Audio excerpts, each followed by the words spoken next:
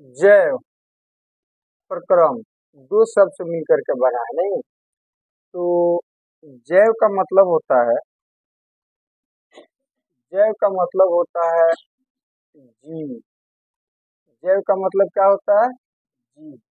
और प्रक्रम का मतलब होता है प्रक्रिया। जैव का मतलब होता है प्रक्रिया या क्रिया, प्रक्रिया या क्रिया। ठीक है। तो जैव प्रक्रम का डिफिनीशन क्या होता है कि कोई भी सजीव, कोई भी जीव अपने आप को जीवित रखने के लिए जो क्रियाएं करता है, उसी क्रिया को हम बोलते हैं जैव प्रक्रम। तो जैव प्रक्रम क्या है? एक क्रिया है, एक वर्क है कि नहीं? एक क्रिया है। किस तरह का क्रिया? कि कोई भी जीव अपने आप को जीवित, जिंदा रखने के लिए जो क्रिया करता है ना, उसी क्रिया को हम बोलते हैं जैव प्रक्रम। अब आप बताओ कि कोई भी जीव अपने आप को जिंदा रखने के लिए मुख्यतः कितने प्रकार की क्रिया करता है? 4 प्रकार का। अर्थात जैव प्रक्रम कितने प्रकार का होता है? 4 प्रकार का। कौन कौन? पोषण, श्वसन, परिवहन, उत्सर्जन। 4 क्रियाएं करता है वो अपने आप को जीवित रखने के लिए।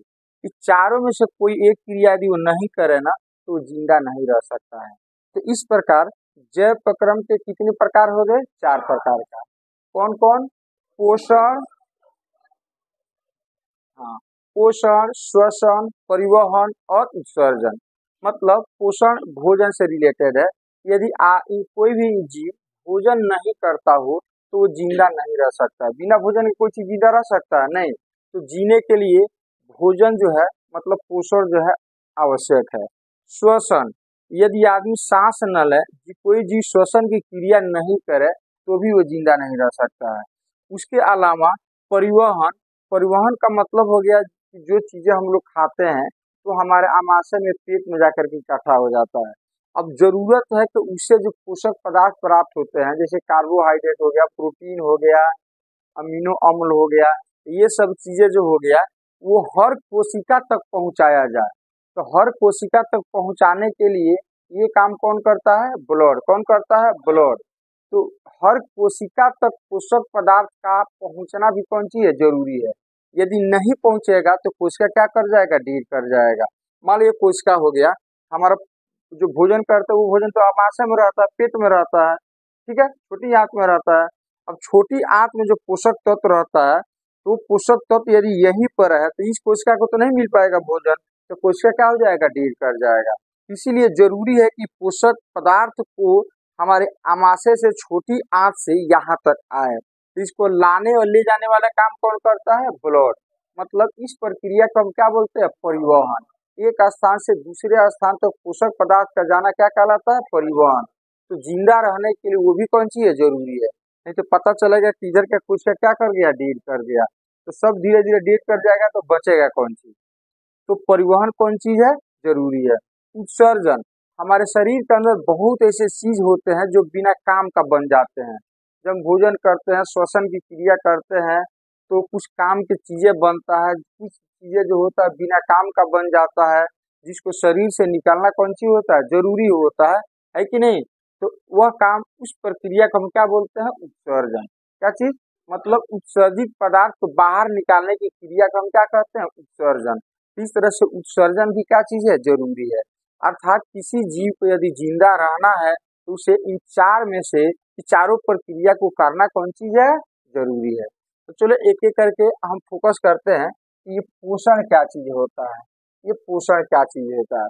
तो साधारणतः पोषण से हमारा तात्पर्य होता है भोजन से, लेकिन एक्चुअली भोजन में और पोषण में क्या होता है? अंतर होता है। पोषण का मतलब हो गया कि कोई भी जीव मतलब वह विधि जिसमें कोई जीव भोजन करता हो और उस भोजन से प्राप्त ऊर्जा का कार्य अपने काम में लगाता हो, तो उस विधि को हम क्या कहते हैं? पोषण।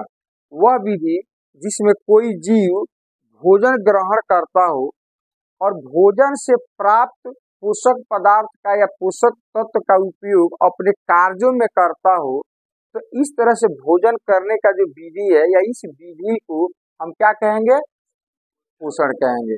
तो पोषण का मतलब भोजन करना नहीं हुआ, भोजन करना और उस भोजन से प्राप्त पोषक पदार्थ का अपने कार्यों में उपयोग करना, इस सम्मिलित रूप को हम क्या कहते हैं, पोषण कहते हैं। क्या कहते हैं, पोषण कहते हैं।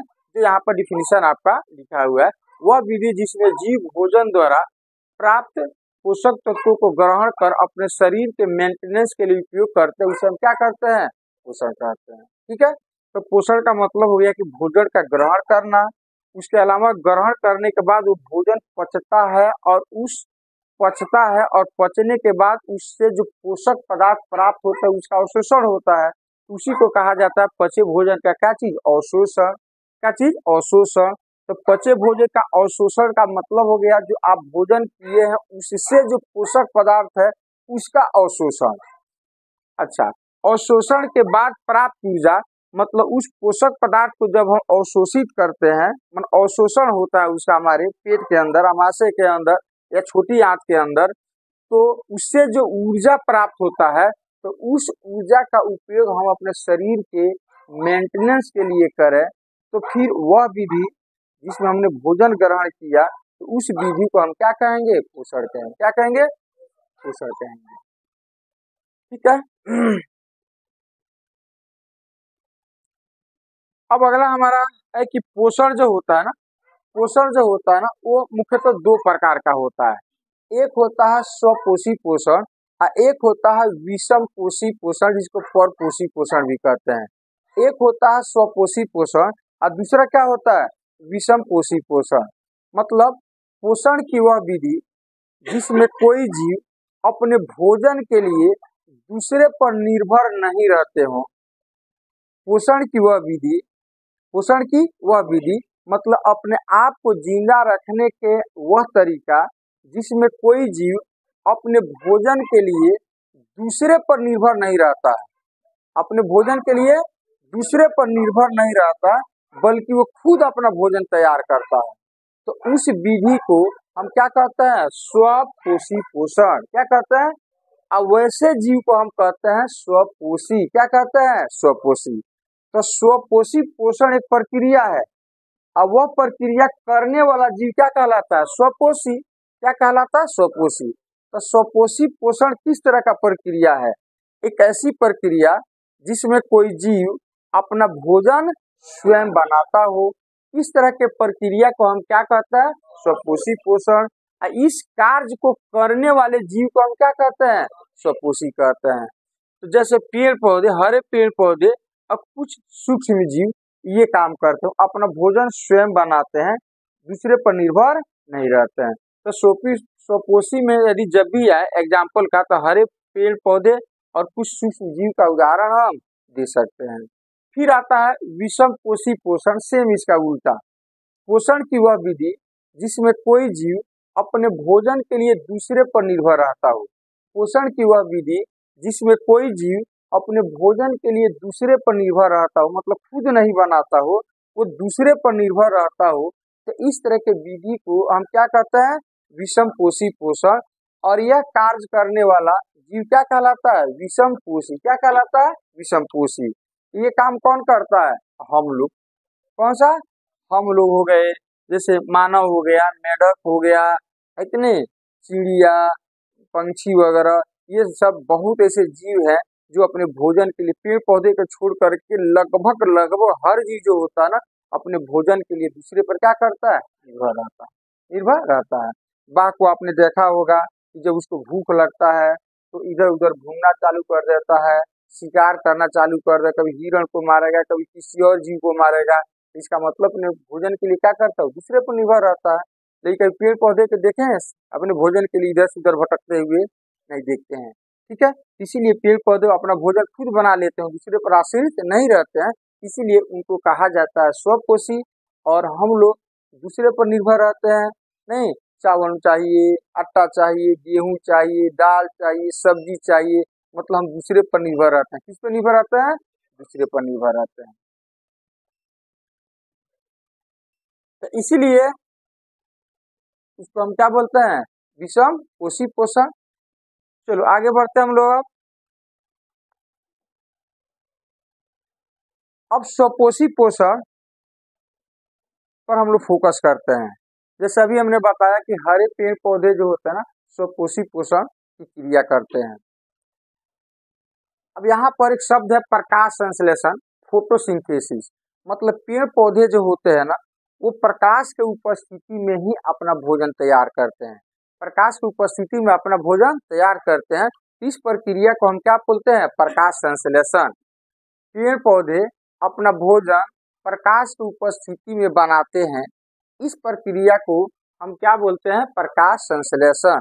लेकिन इसका डिफिनीशन कुछ हम इस तरह से देते हैं। प्रकाश संश्लेषण में क्या होता है कि पेड़ पौधे जो होते हैं वो वायुमंडल से, ये पेड़ पौधे हो गए, इनकी पत्तियां जो होती है क्या करती है? वायुमंडल से CO2 लेती है। वायुमंडल से क्या चीज लेती है? वायुमंडल से CO2 लेती है। इसकी पत्तियां जो है वायुमंडल से CO2 लेती है। वायुमंडल से CO2 लेती है। ये पत्तियां जो है ये वाला वायुमंडल से CO2 लेती है और जड़ के द्वारा, किसके द्वारा? जड़ के द्वारा जो है ना, जल एवं खनिज लवण लेती है। जल प्लस खनिज लवण। खनिज लवण, खनिज लवण का मतलब हो गया जैसे आयरन हो गया, है कि नहीं? उसके अलावा आपका मैग्नीज हो जाएगा। इस तरह के चीजों को हम क्या बोलते हैं? खनिज लवण। क्या बोलते हैं? खनिज लवण। तो जल के साथ साथ वो जड़ के द्वारा खनिज लवण लेते हैं। ये सभी कहाँ पर जाता है? पत्ती में। कहाँ पर जाता है? पत्तियों में चला जाता है। वायुमंडल से CO2 लेते हैं, जड़ के द्वारा जल एवं खनिज लवण लेते हैं। क्लोरोफिल की सहायता से प्रकाश की उपस्थिति में अपना भोजन बनाते हैं।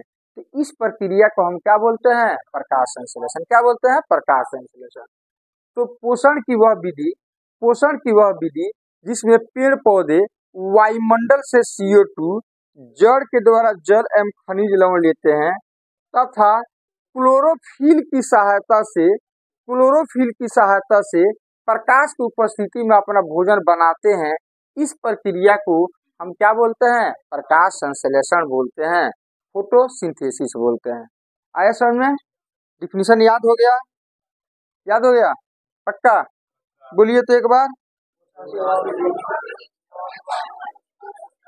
वायुमंडल से CO2, जड़ के द्वारा जल और खनिज लवण लेते हैं। हाँ, क्लोरोफिल की सहायता से प्रकाश की उपस्थिति में अपना भोजन बनाते हैं। तो इस प्रक्रिया को हम क्या बोलते हैं? प्रकाश संश्लेषण। प्रकाश संश्लेषण बोलते हैं। अब इसका इक्वेशन होता है कुछ इस तरह से। वायुमंडल से CO2, वायुमंडल से क्या चीज लेता है? CO2, जड़ के द्वारा लेता है जल। क्लोरोफिल की सहायता से, किसकी सहायता से? सनलाइट की उपस्थिति में, सनलाइट के उपस्थिति में ये अपना भोजन बनाते हैं। तो इसका मेन उत्पाद हो गया ये वाला, जिसको हम कार्बोहाइड्रेट बोलते हैं। क्या बोलते हैं? ग्लूकोज है ये, कार्बोहाइड्रेट बोलते हैं।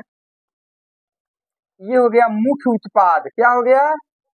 इसको हम कहते हैं मुख्य उत्पाद। इसको क्या बोलते हैं? मुख्य उत्पाद। और ऑक्सीजन क्या चीज? इसको बोलते हैं सह उत्पाद। सह उत्पाद इसको बोला जाता है। क्या बोला जाता है? सह उत्पाद। और क्या बनता है? जल। और क्या बनता है? जल बनता है।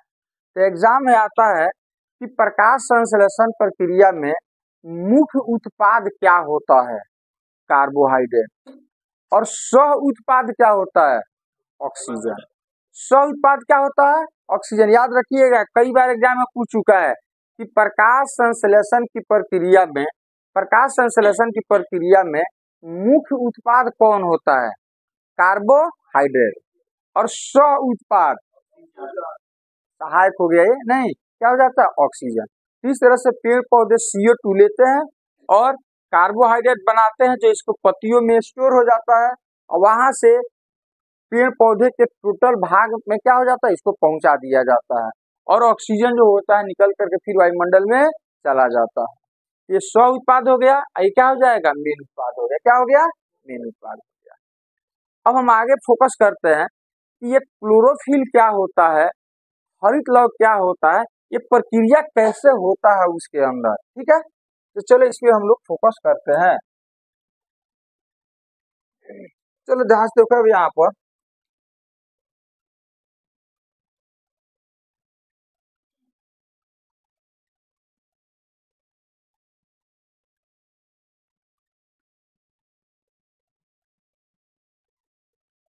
प्रकाश संश्लेषण के लिए आवश्यक कच्ची सामग्री।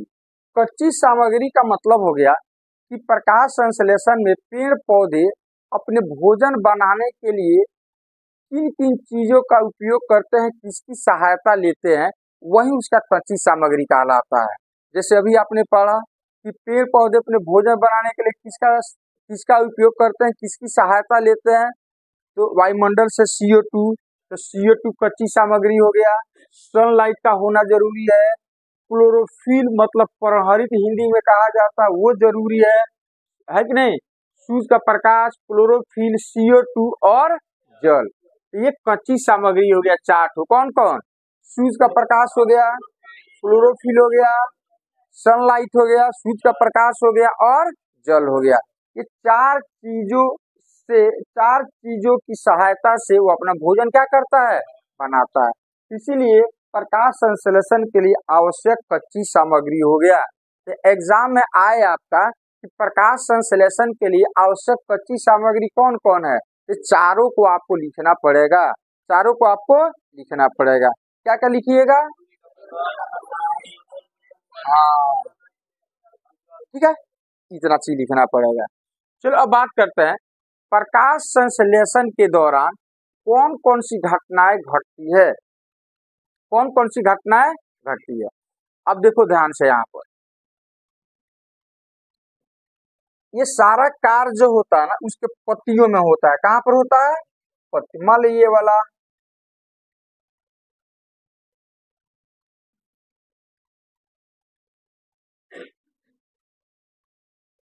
ये पत्ती हो गया। ये तो एक्चुअली प्रकाश संश्लेषण की क्रिया अधिकतर मतलब हरे पेड़ पौधे में होता है कि नहीं?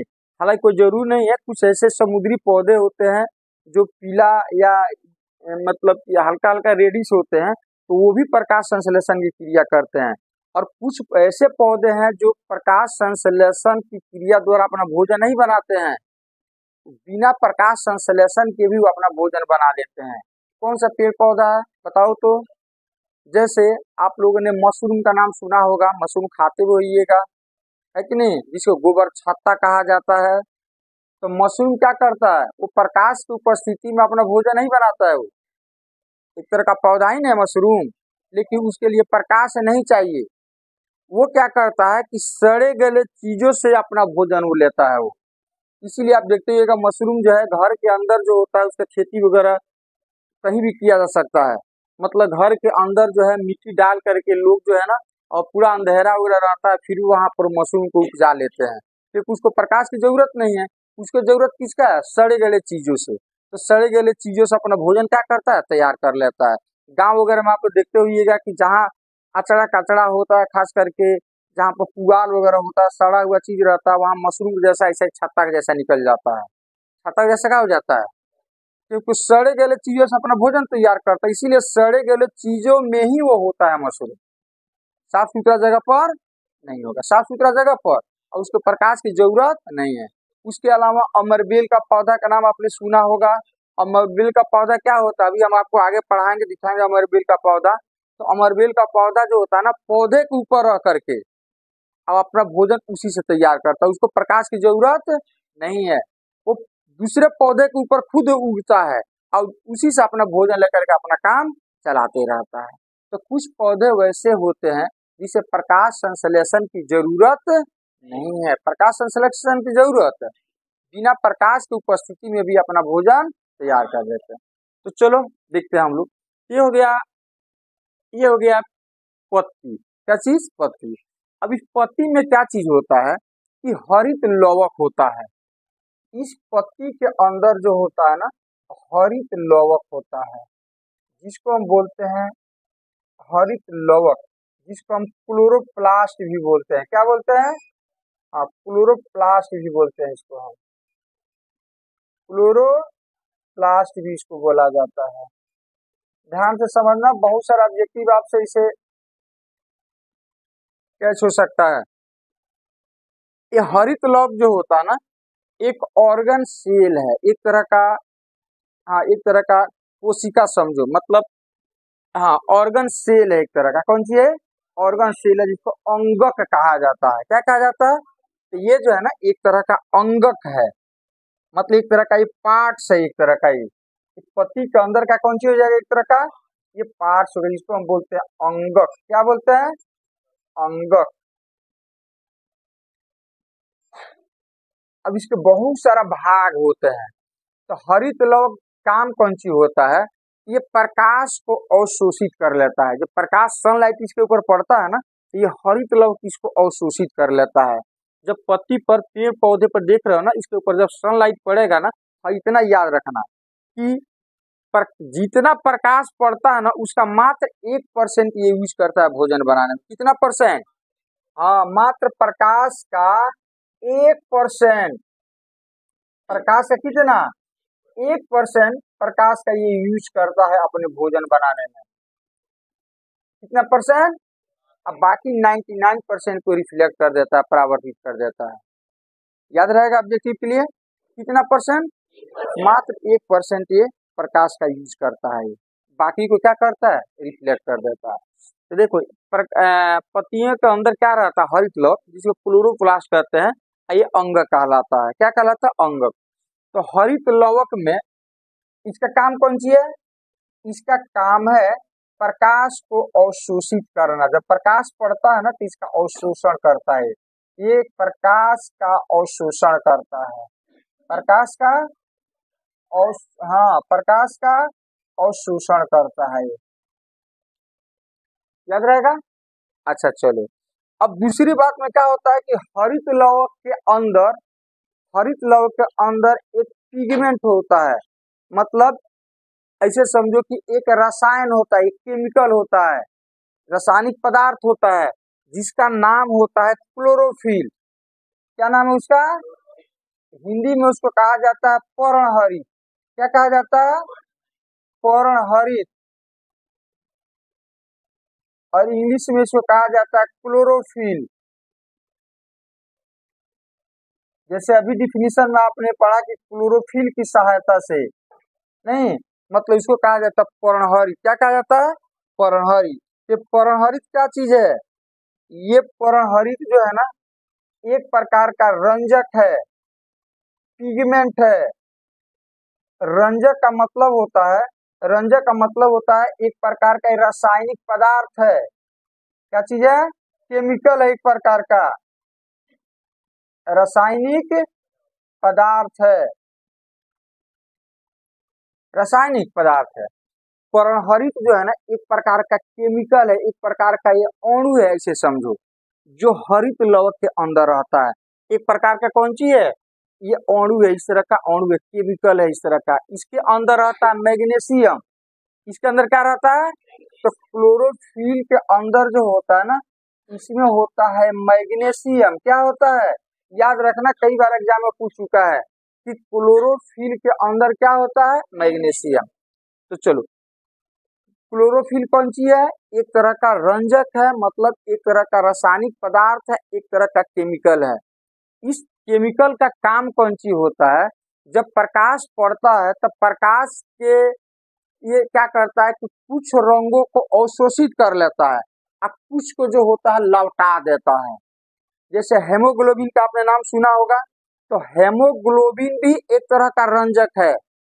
रंजक एक ऐसे अणु होते हैं, एक ऐसे रासायनिक पदार्थ होते हैं जो कुछ रंगों को, इनका काम है कि कुछ रंगों को अवशोषित कर लेते हैं और कुछ कलर को, रंग को क्या कर देते हैं? परावर्तित कर देते हैं।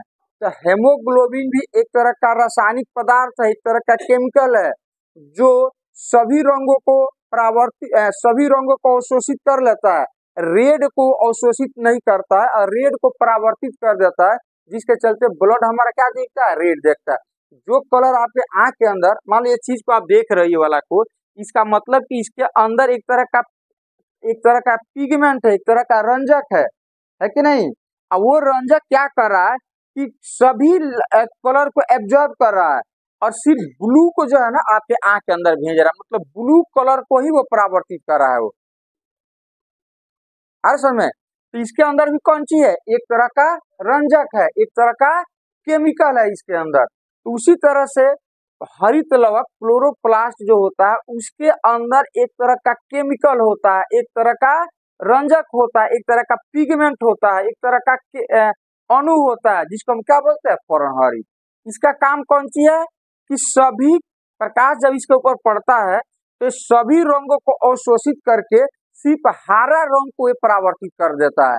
इसीलिए आप पेड़ पौधे के देखते हो तो क्या दिखता है आपको, हरा दिखता है, क्योंकि जितने भी प्रकाश के उस पे कलर, जो भी प्रकाश जानते हैं कि भिन्न भिन्न रंगों से मिलकर के बना है, तो प्रकाश जब उसके ऊपर पड़ता है तो प्रकाश के सभी रंगों को अवशोषित कर लेता है, सिर्फ हरा रंग को लौटा देता है और हमारे आंखों तक हरा रंग ही आता है। इसीलिए पेड़ पौधे हमें क्या दिखाई देते हैं, हरा दिखाई देते हैं। याद रहेगा। अच्छा, अब इस पिगमेंट का काम तो एक हो गया, अवशोषित कर, मतलब कलर को रिफ्लेक्ट करना, अवशोषित करना। दूसरा काम कौन सी होता है इस क्लोरोफिल का कि हरित लवक प्रकाश को अवशोषित कर लेता है। अब ये भेज देता है अवशोषित करके पर्णहरित के पास, क्लोरोफिल के पास। अब क्लोरोफिल चूंकि आप जानते हैं कि CO2 वायुमंडल से और जड़ से जल इस पर्णहरित के अंदर आ चुका रहता है। CO2 वायुमंडल से और जल जो है कहाँ से आता है, जड़ से आता है। अब ये पर्णहरित क्या करता है कि प्रकाश ऊर्जा होता है ना, उस प्रकाश के ऊर्जा को ये रासायनिक ऊर्जा में कन्वर्ट कर देता है। ये पिगमेंट, ये पर्णहरित का एक और काम होता है कि जब प्रकाश पड़ता है तो स्वाभाविक प्रकाश में कौन सी रहता है, विकिरण ऊर्जा, प्रकाशीय ऊर्जा रहता है, और उस प्रकाशीय ऊर्जा को ये पर्णहरित रासायनिक ऊर्जा में, केमिकल एनर्जी में कन्वर्ट कर देता है। तो पर्णहरित का पहला काम कौन सी हो गया, ये क्या करता है, पर्णहरित हरित लवक प्रकाश को अवशोषित करता है।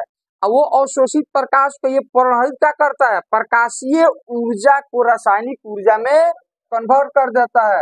ये पर्णहरित जो होता है प्रकाशीय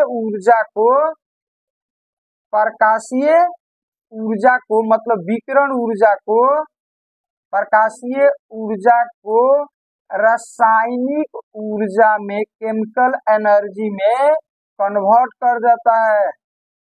रासायनिक ऊर्जा में क्या करता है, बदल देता है। क्या करता है, बदल देता है,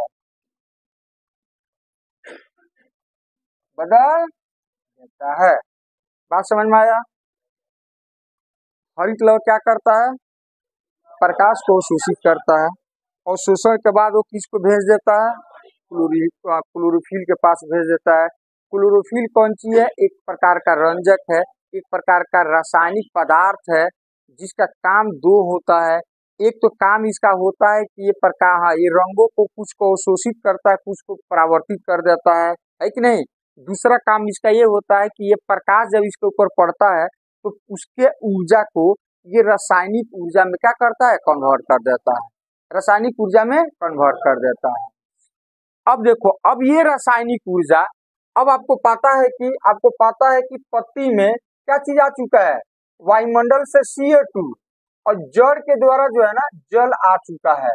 वायुमंडल से CO2 और जड़ के द्वारा जल आ चुका है पर्णहरित में। अब ये रासायनिक ऊर्जा का कुछ भाग क्या करता है कि ये जल को तोड़ देता है। जल को क्या करता है, जो रासायनिक केमिकल एनर्जी बना है यहाँ पर, ये एनर्जी जो है ना इस जल के ऊपर हथौड़ा बजाता है और इस जल का दो टुकड़ा कर देता है। मतलब इसमें से हाइड्रोजन को अलग कर देता है, ऑक्सीजन को। कौन ये काम करता है, ये रासायनिक ऊर्जा, केमिकल एनर्जी। कौन ये काम करता है, रासायनिक ऊर्जा। तो रासायनिक ऊर्जा क्या करता है, ये रासायनिक ऊर्जा जो है ना, रासायनिक ऊर्जा जो केमिकल एनर्जी जो बना है रासायनिक ऊर्जा, रासायनिक ऊर्जा ये क्या करता है, इसको कितने भाग में तोड़ देता है, हाइड्रोजन इसमें से अलग हो जाता है और ऑक्सीजन अलग हो जाता है। जल से हाइड्रोजन अलग और ऑक्सीजन अलग हो जाता है। और ये हाइड्रोजन जो है ना, ये हाइड्रोजन जो है ना, ये CO2 से मिल जाता है और मिल करके आपका बना देता है कौन चीज, ग्लूकोज, मतलब कार्बोहाइड्रेट बना देता है। अब ये CO2 से हाइड्रोजन मिल जाता है, क्या मिल जाता है, हाइड्रोजन, और ये मिल करके बना देता है C6H12O6 बना देता है, जो यहाँ पर आपको इक्वेशन हम दिखाए हुए हैं, ये वाला चीज, ठीक है। तो वही प्रकाश की उपस्थिति में क्लोरोफिल क्या किया कि प्रकाशीय ऊर्जा को रासायनिक ऊर्जा में कन्वर्ट कर दिया। अब ये रासायनिक ऊर्जा ये जल को तोड़ता है किसमें, हाइड्रोजन और ऑक्सीजन में। अब ये हाइड्रोजन और ऑक्सीजन जो है ना आपस में जुड़ जाता है और जुड़ करके बना लेता है ये वाला चीज, और ये ऑक्सीजन जो है यहाँ पर निकल जाता है और कुछ पानी का अंश बन जाता है, H2O बन जाता है। ऐसा में नहीं है समझ में। तो इस तरह से यहाँ पर वर्क होता है। अब टोटल एनर्जी जो है प्रकाशीय ऊर्जा को क्या करता है, रासायनिक ऊर्जा को तोड़ने में खर्च नहीं होता, रासायनिक ऊर्जा का कुछ भाग ही जल को तोड़ने में खर्च होता है। रासायनिक ऊर्जा जितना प्रकाशीय ऊर्जा को उसने कन्वर्ट किया रासायनिक ऊर्जा में, उस एनर्जी का कुछ भाग ही जल को तोड़ने में खर्च होता है। बाकी एनर्जी तो रह गया, बाकी एनर्जी क्या हो गया, रह गया। तो बाकी एनर्जी होता क्या चीज है, जो ये ग्लूकोज बनता है ना C6H12O6 ये बनता है ना, तो इसके बीच जो होता है बॉन्डिंग होता है, बॉन्ड होता है, बंधन होता है।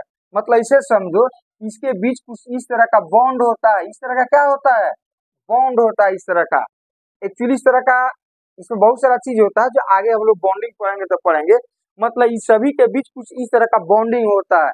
इसी बॉन्डिंग में वो एनर्जी आ करके स्टोर हो जाता है, जमा हो जाता है। बात समझ रहे हो।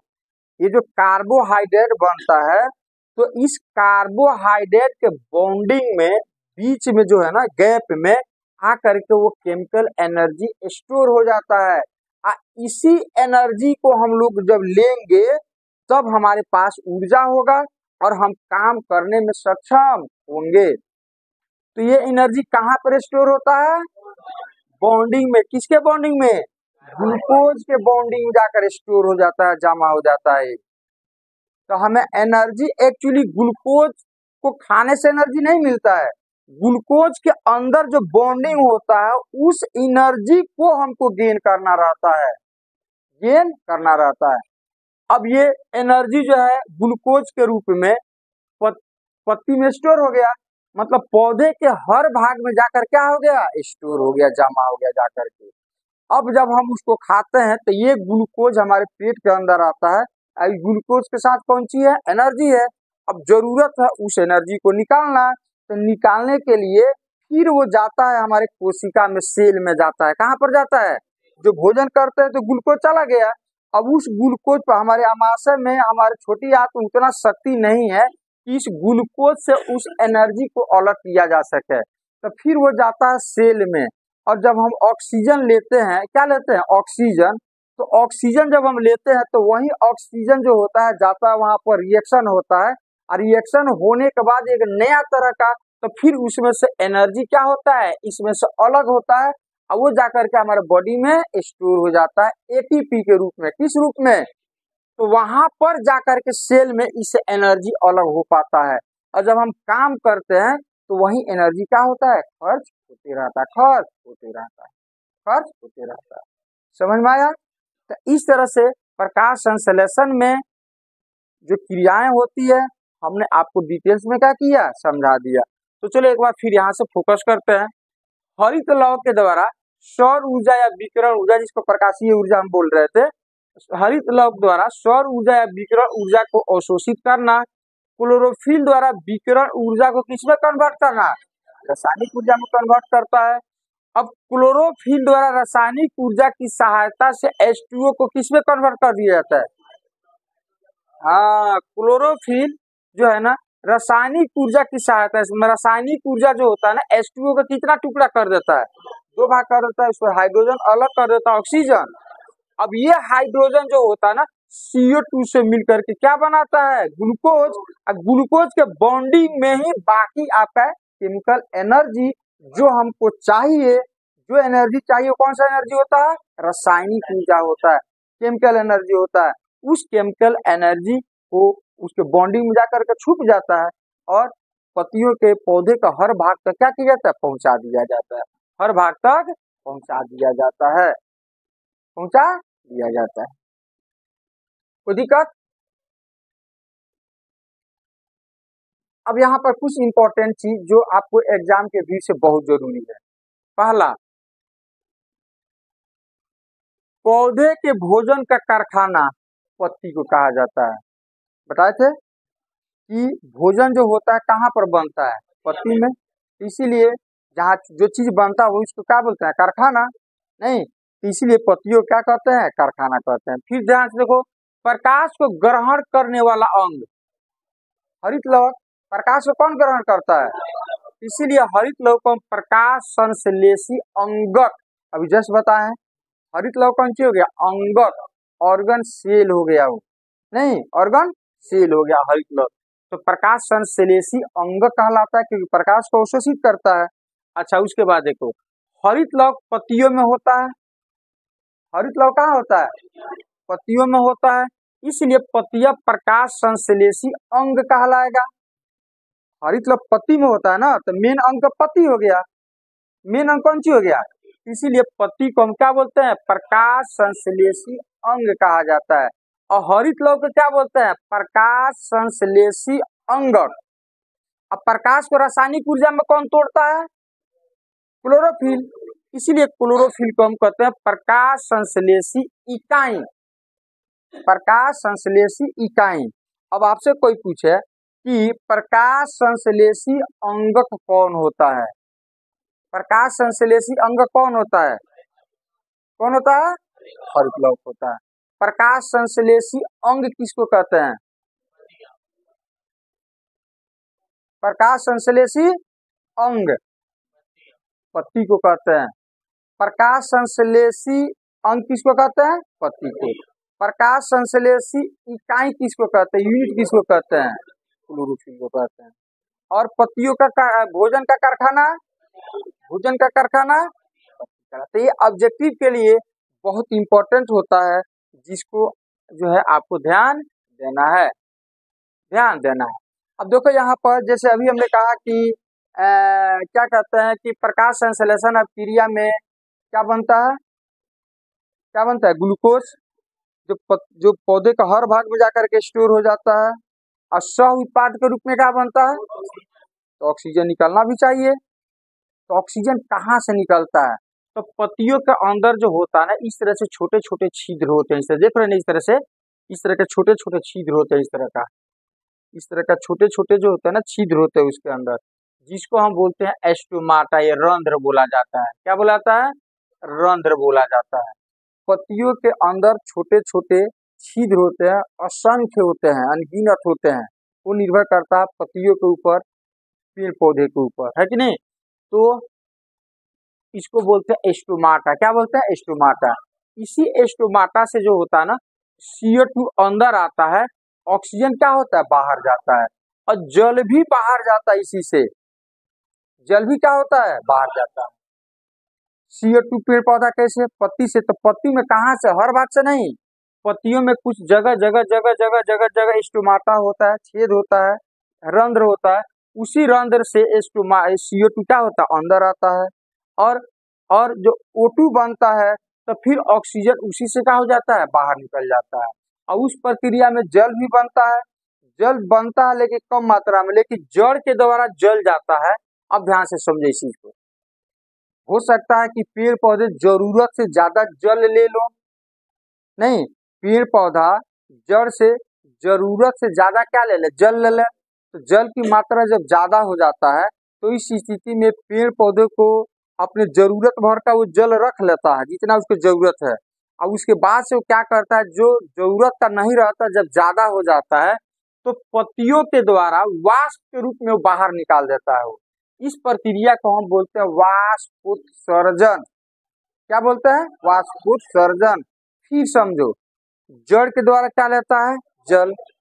तो कभी कभी क्या होता है कि पेड़ पौधे जरूरत से ज्यादा जल ले लेते हैं, तो रासायनिक अभिक्रिया में जितनी उनकी जल की जरूरत है उतना वो अपना ले लेते हैं, रख लेते हैं। अब बाकी एक्स्ट्रा जब हो जाता है तो उसको क्या करना है? बाहर निकालना पड़ेगा। तो बाहर निकालने के लिए स्टोमाटा से ही निकालते हैं। किस रूप में? वाष्प के रूप में। इसीलिए वाष्प के रूप में पेड़ पौधे से जल की निकलने की प्रक्रिया को हम क्या कहते हैं? वाष्पोत्सर्जन। यही जल जब निकलता है वाष्प के रूप में ना, तो पेड़ पौधे के नजदीक हम जाते हैं गर्मी के दिन में, तो हमको क्या महसूस होता है? ठंडक। क्योंकि वाष्पोत्सर्जन के चलते वो जल वाष्प क्या करते हैं? निकालते रहते हैं, और अगल बगल के वायु के चलते क्या हो जाता है? ठंडा। क्या हो जाता है? ठंडा। इसीलिए पेड़ पौधे के नजदीक हम जाते हैं गर्मी के दिन में, तो हमें क्या महसूस होता है? किसके चलते? वाष्पोत्सर्जन के चलते। वाष्पोत्सर्जन के चलते। और O2 भी इसी रास्ते से जाता है स्टोमाटा के द्वारा। तो देखो, हमेशा ये O2 का जाना CO2 का आना हमेशा नहीं होता है।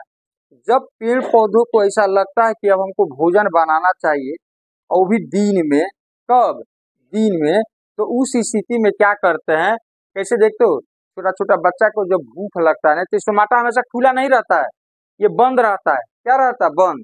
जब जरूरत रहेगा CO2 लेने का और ऑक्सीजन छोड़ने का, तो ही जाकर के ये मुंह ऐसे खुलता है। जैसे छोटे छोटे बच्चों को देखते होइएगा, बहुत छोटा रहता है, जब दूध पीता है चम्मच वगैरह से, लोग दूध वगैरह माँ वगैरह पिलाती है, जब उसको भूख लगेगा तो मुंह ऐसे करेगा, ऐसे करेगा। और जब दूध जब पी लेगा, जब पेट भर जाएगा, तो माँ ऐसे करेगी तो भी मुंह ऐसे बंद कर लेगा वो। तो उसी तरह से यहाँ भी होता है, जब जरूरत रहेगा तो स्टोमाटा इसे खुलेगा, जो जरूरत नहीं रहेगा तो स्टोमाटा क्या हो जाएगा? बंद रहेगा। क्या रहेगा? बंद रहेगा। स्टोमाटा का काम समझ लिए। अब प्रश्न उठता है कि पत्तियों में कितना स्टोमाटा होता है, कितने छेद होते हैं? तो इसका कोई लिमिट नहीं होता है कि नहीं? अब हम कहते हैं आपको कि अब इस पे सब कोई एक ही बराबर भोजन करता है? नहीं। मान लो एक लीवर वाला होगा तो इतना भोजन करेगा, और डबल लीवर वाला होगा तो इतना भोजन करेगा। तो छोटा पौधा होगा तो उसमें उसको कम भोजन की जरूरत है, तो स्टोमाटा कम होगा। अब बड़ा बड़ा पौधा होगा तो उसको उतना ही ज्यादा भोजन की जरूरत है, तो स्वाभाविक तो इसमें पत्तियों में स्टोमाटा की संख्या क्या होगा? ज्यादा होगा। ये निर्भर करता है पेड़ पौधे के ऊपर। किसके ऊपर निर्भर करता है? पेड़ पौधे के ऊपर निर्भर करता है। स्टोमाटा का काम समझ में आ गया। क्या काम होता है उसका? 3 काम होता है। CO2 लेना, ऑक्सीजन और जल को